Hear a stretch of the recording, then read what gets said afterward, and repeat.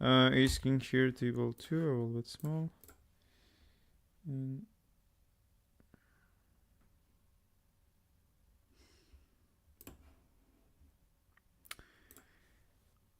I'll check. Like, I don't value anything on first trees here, so I believe it's check.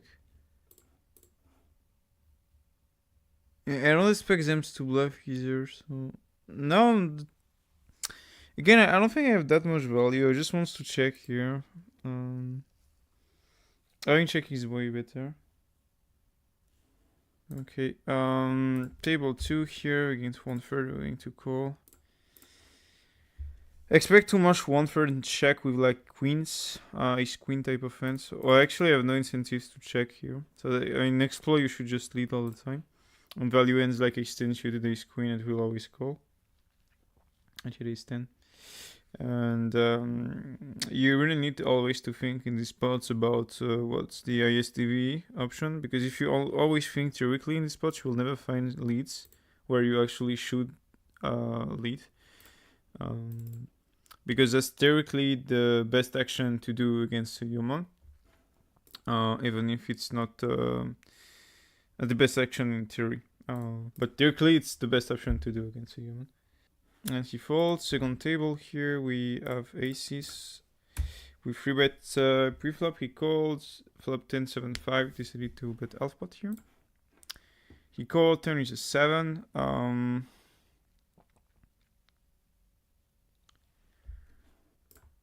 I think I will bet aces on the turn without diamond. I don't mind checking. But I don't expect them to float enough the board suited region and the random king queen of spades that they have to float with. So I think betting is a bit better, but it really depends on if he calls enough to street. And I believe against me, yes, but of course we can't be sure about that. And aces here, actually it's really tough. Like some players just always fall ace 10 and they fall every hands that I beat. I think as the population jamming here is way too thin, so I will just check.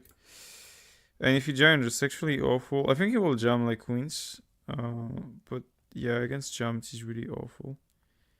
Yeah, he didn't even think. I think if he jam, actually we should fold, especially if he doesn't have queens, because now he has no bluff. Like he needs to turn to bluff, and it's completely random.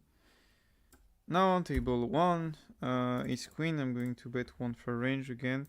You can bet smaller this type of flop, like 15 or 20% size, or also fine. Now on the turn, on the 5 of diamond.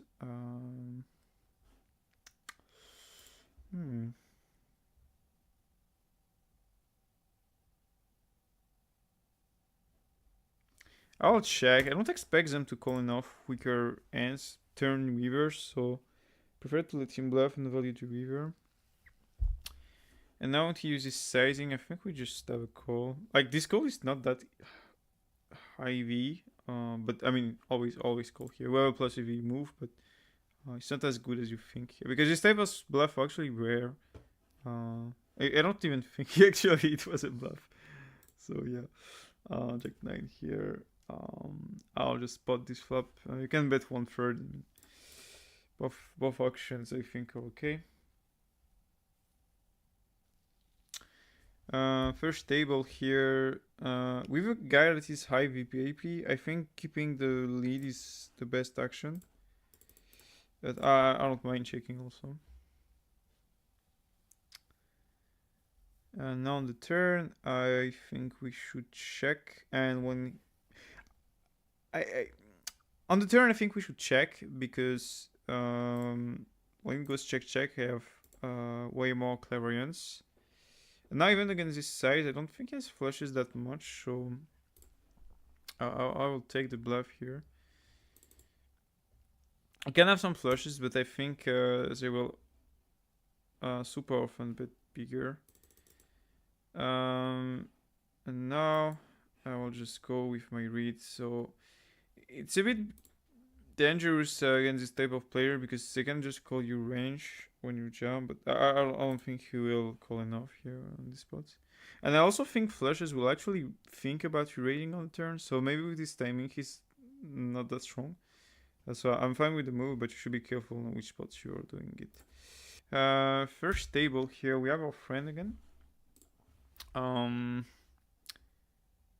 We decided to free bet. He called. I think on this flop I will check.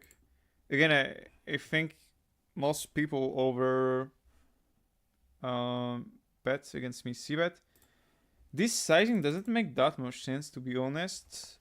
But it's super easy for him to only have value in and like having nines or tens that protect. I still think jamming is a good option because even if he has tens, I still have equity against his range, and I don't expect him to have a set. What the fuck? Oh jeez. I mean, if he has ace 10, my move is winning for sure because if he has ace 10, he has king queen at fold, he has king 10 that fold, he has queen jack that fold, he has jack 10 that fold, he has ace 7 suited that fold, which is folding. So this move is profitable even if we see the showdown, and I will do that with ace jack ace queen. So I'm actually happy hitting this with ace 10. But of course, when we have king jack, we're not that happy. But I think this siding is actually not that strong, and given the fact we're playing at low SPR, if I have like 20 or 30% fold equity, then the move becomes really great because we will still have at least like 15% equity and super often 25. Because I booked my new apartment in like end of September and didn't even came home during 3 months, which is not really smart because I should have waited for the apartment. Anyway, I will show you the apartment and the life in Estonia. I just need to do a video like vlog type of things. I need to do it when I come back. E7 here, I check. Yep, there's something to know. I will call the turn here. I don't think we can fold. And on the river, on the 4,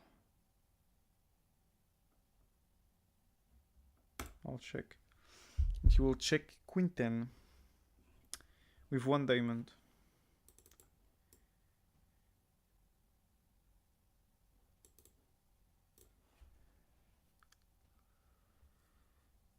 Of course. Oh,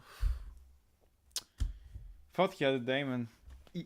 I swear I was going to say queen 10 suited, but I thought it would have been queen 10 of diamond. But I know there is like no point of guessing exactly the suited. But actually, with the action and the timing, you kind of guess what he has. Second table, we call the free bets with 9s. He bet 1/3. I will call. And first table, we had a good read and lose against queen jack. Now with 9s, when he check, I think we need to always bet with our hands.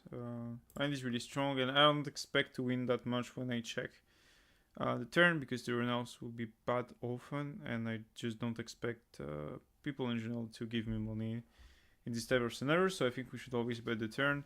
The queen is really, really good with for my hands because now he has ace queen, queen jack, queen 10 a lot that will never fold. I expect that when he arrow call from the 10-10 jack region.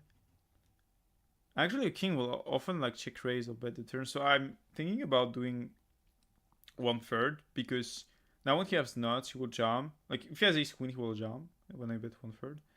And I can target hands like 10 jacks that will call a bit more. And I said I think ace king even king jack will often bet the turn, so I think here we'll just bet 1/3. I really hope he will jam a queen. Because if he's not, I will be sad. But I think this sizing is actually better compared to jam. To really know it should take like 2 minutes of thinking, but I don't have this type of time bank in these limits. Maybe alpha is a bit better. 1/3 looks too value-ish. Yeah, now at this point he has jacks or tens. And he called with jacks. No, king 7. He fought this way with king 7. Okay, this is really interesting because now if you think this way with a king, he followed the king against the jam and he doesn't call tens and jacks.